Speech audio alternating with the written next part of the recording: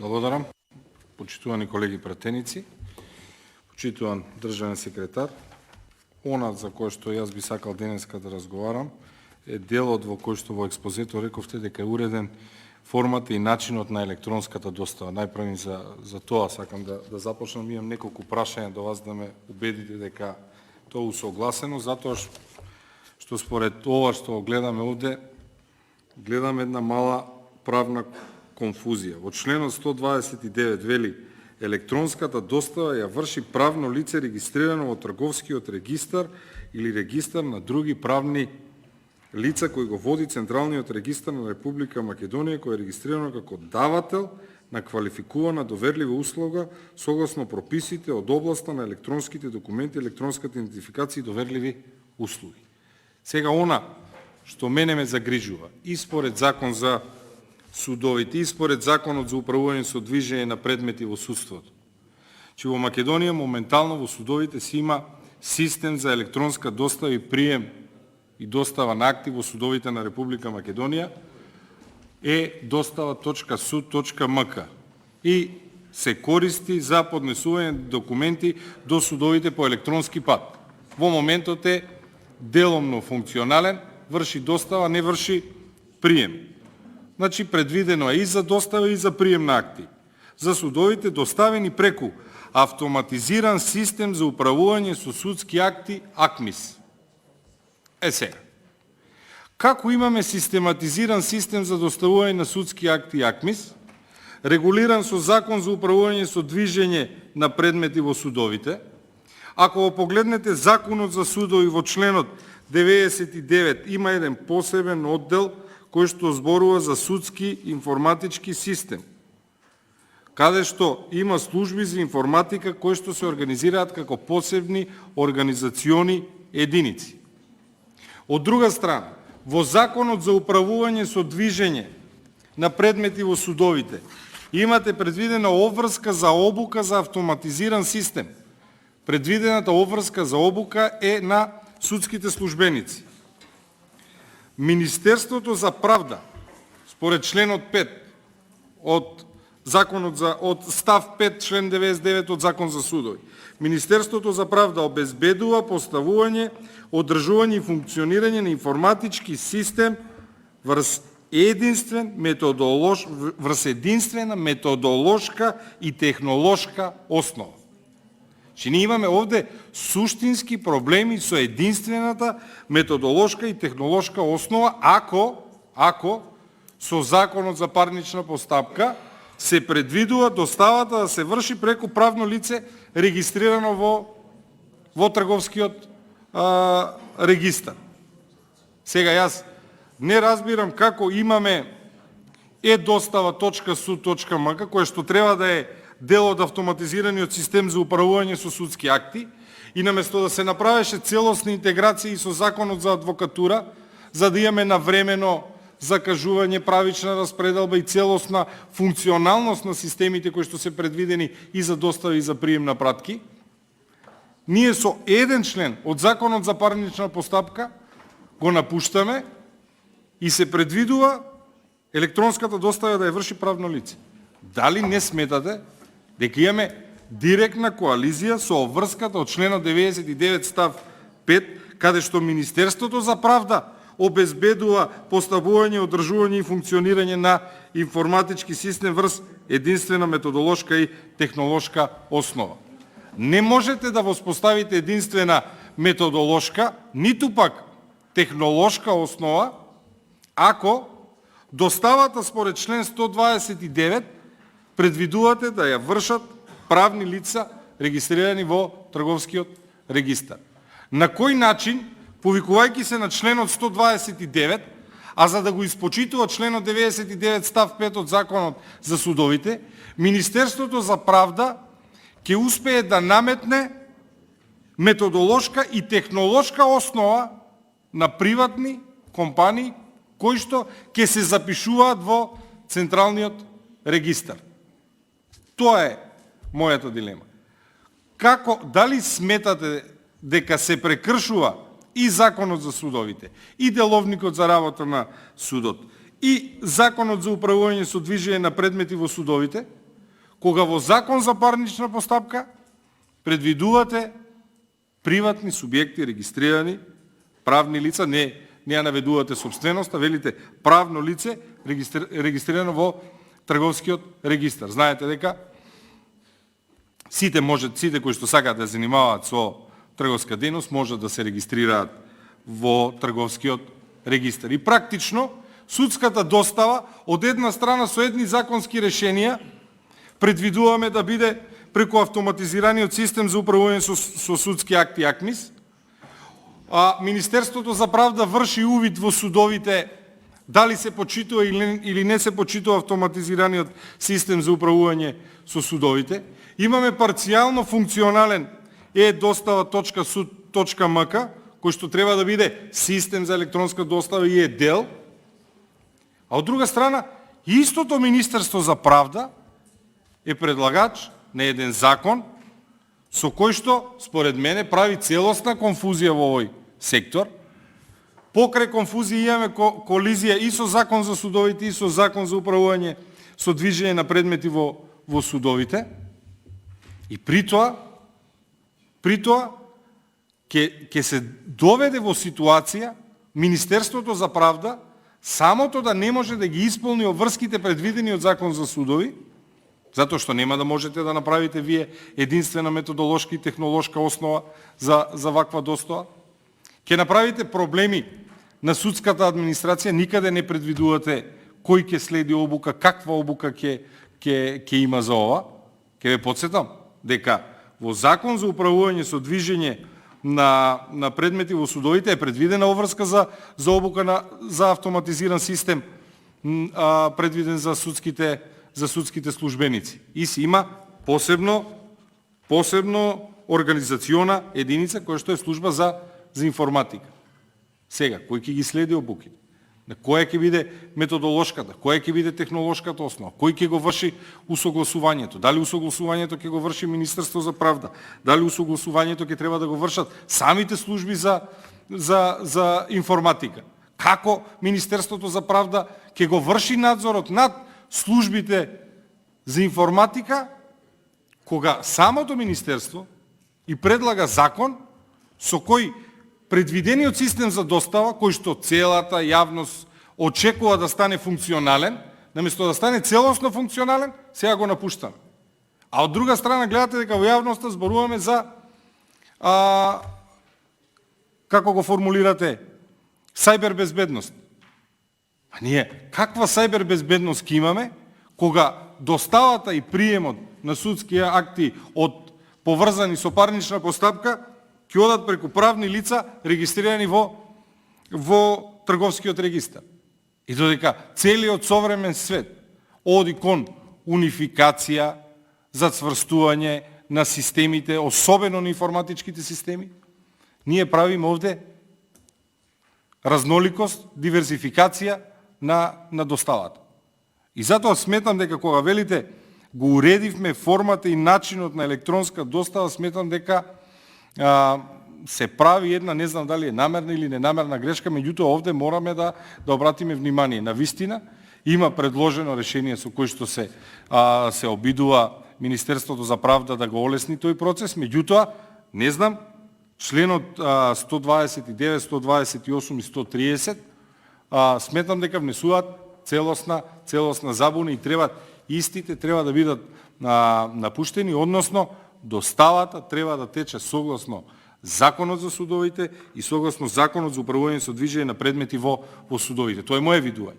Ако Министерството за правда има некоја друга визија, ќе ве молам да ми објасните, меѓутоа ќе ве молам и малце подетално да ја разработите. На овој начин електронската достава ја врши правно лице регистрирано во трговскиот регистар.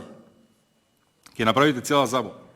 Погледнете го ставот 3 од истиот член 129. Електронската пошта од електронската адреса мора да биде превземена најдоцна 8 дена од денот на незиното испраќање. Сега, не знам, јас сум правник и вие сте правници, меѓутоа треба да консултирате некој од службите, меѓутоа еве за мене е непознато како е тоа превземање на електронска адреса. Како е тоа електронската пошта од електронската адреса мора да биде превземена. Како ќе ја превземете? Не го разбирам терминот како ќе го вие, господин Чалакшиев, сте стручњак за се што ќе ми објасните после. Прашањето ми е до Министерството.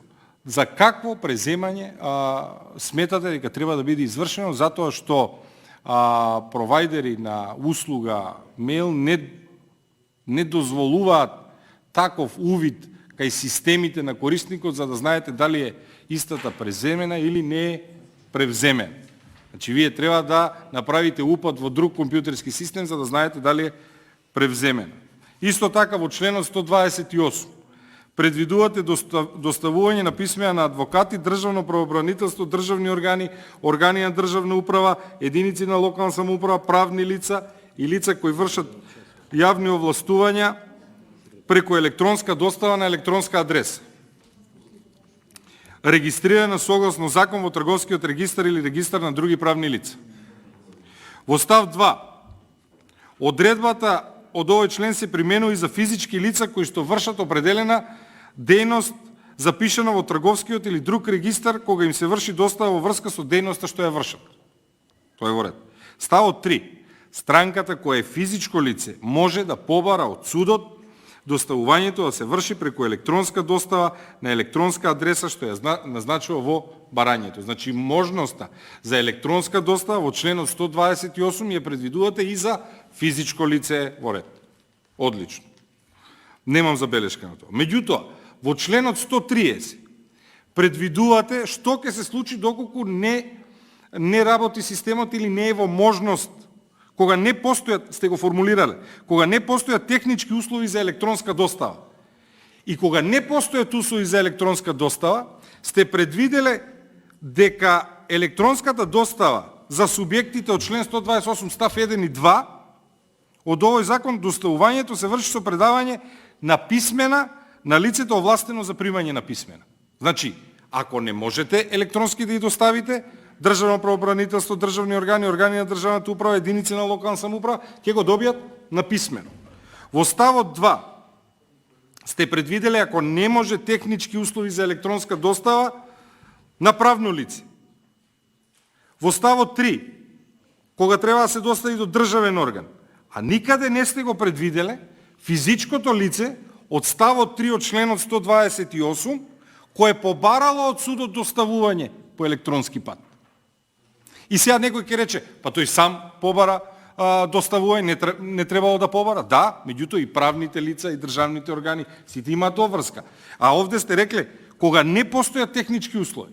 Значи, ако не постојат технички услови за државни органи за локална самоуправа, истото мора да се предвиди и за физичко лице. Затоа што веќе сте го предвиделе дека физичкото лице може да бара електронска достава во ставот 3 од членот 128. Затоа сметам дека не ви уредена формата и начинот на електронска достава. Значи, во членот 130 задолжително став во кој техничките услови, кога не постојат технички услови за достава, ќе важат и за физичкото лице. Кога ќе нема услови кога ќе нема технички услови за електронска достава и на физичкото лице од член 128 став 3 и за него истото да се достави писмено, за да можеме субјектите од левата страна, односно од член 128, да бидат изедначени по своите права кога не функционира, односно кога нема технички услови, не е наведено почива вина е немањето на технички услови. Значи, едноставно нема технички услови, може да нема технички услови правното лице регистрирано во трговскиот регистар. И овде ќе направиме една правна конфузија затоа што немаме точно став кој што повикува дека и физичкото лице. Што ќе се случи? Секое физичко лице кое што ќе се повика на член 128 став 3 и ќе достави електронска адреса за електронска достава на субјекти, во случај на кога не постојат технички услови, вршителот на електронската достава по член 129 нема да мора да ја доставува писмена затоа што не е предвидено во членот 130. Знаете што ќе се случи? Многу брзо физичките лица ќе дознаат за оваа неправилност и наместо да го поттикнуваме електронското доставување на документи кое што треба да биде и еколошки свесто и да ја намали користењето на хартија и трошоци и така натаму, ние ќе имаме ситуација дека физичките лица нема да бараат од судот доставувањето да и биде вршено по електронска достава. Затоа, во членот 130 задолжително да се наведе и странките од став 3 од членот 128, се разбира кога не постојат технички услови, не бараме да добијат повластен третман, меѓутоа да бидат изедначени во законот. Во членот 129, мој апел е Министерството за правда и сега, еве ќе го замолам државниот секретар, да ни објасни која е идејата со правно лице регистрирано во трговскиот регистар, дали се напушта идејата за автоматизиран систем за управување во судски акти АКМИС, дали Министерството за правда планира промени и во законот за судови и во законот за управување со движење на предмети во судовите? Кое е вашето мислење за безбедноста на документите кои што ќе треба да одат преку правни лица регистрирани во трговскиот регистар? И конечно, дали бевте свесни дека има коализија со овие одредби? Кое е вашето мислење и на кој начин Министерството за правда, според членот 99 од Законот за судовите став 5, ќе обезбеди поставување, одржување и функционирање на единствен методолошки и технолошки информатички систем, затоа што ќе ви требаат промена најмалку на 2 до 3 закони за да можете да ја остварите ова обврска. Толку околу формата и начинот на електронска достава, ќе ве молам да ме сватите најдобро намерно. Имам уште една забелешка која што се однесува на членот 494. Повеќе едно прашање за вас. Во член 494 постапка во трговски спорови. Во трговските спорови за парнично побарување чија што вредност не надминува 1 милион денари, а по кој постапката се поведува со тужба пред суд, странките се должни пред поднесување на тужбата да се обидат спорот да го решат по пат на медијација. Сметам дека овде сте вовеле задолжителна медијација. Кое е вашето мислење како ќе се одрази медијацијата овде? Колку е успешна медијацијата во стопанските спорови? Дали имате бројки колку од стопанските спорови во кои што досега беше предвидена медијацијата како задолжителна и практично за да дојдат до тужба и требаше документ дека е неуспешна медијацијата? Од информациите кои што јас ги имам, целосно нефункционална, не функционира медијацијата. Дали не се плашите дека предвидувањето на задолжителна медијација, која што веќе во пракса се покажува дека е нефункционална, може само дополнително да создаде товар на правосудниот систем и на ефикасноста во решавањето на овие спорови, станува збор за трговските спорови? Дали имате бројки со кои располагате, колку од предметите кога станува збор за стопански спорови се решени по пат на медијација, а колку тужби се со потврда дека спорот за медијација не успеал? Дали е само ова под притисок на одредено лобирање или вие имате податоци, факти и аргументи со кои што ќе ни укажете дека во текот на годините имаме, да речеме, раст или се повеќе успешни или имаме стагнација од она? Јас што го знам, немаме успеси во ова поле и ова одредба овде за должната, дека странките се должни да се обидат спорот да го решат со медијација, може само да дополнително да ги услужни постапките во трговските спорови, меѓутоа дали тоа направено само како резултат на лобирање и надеж дека ќе успеат во иднина, ќе успеат посредувањето со медијација, или имате бројки кои што укажуваат дека имаме позитивен тренд? Тоа се моите прашања и дилеми. Благодарам.